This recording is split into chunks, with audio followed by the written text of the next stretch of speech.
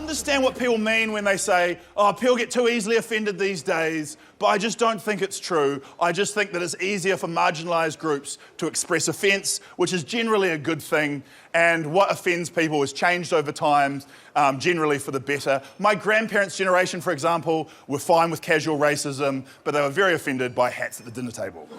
In my mind, the expression, you can't say anything anymore, is code for, I've noticed that racism is slightly less tolerated than it was previously. Still pretty tolerated, but slightly less.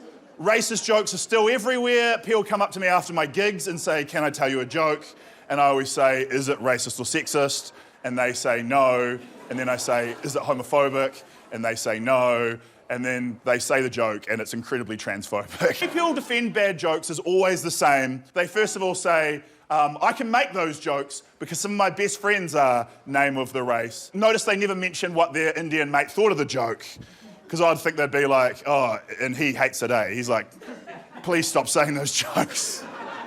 When it comes to offence in comedy, I've noticed that everyone gets offended. And the most easily offended people are the people who claim that people get too easily offended these days.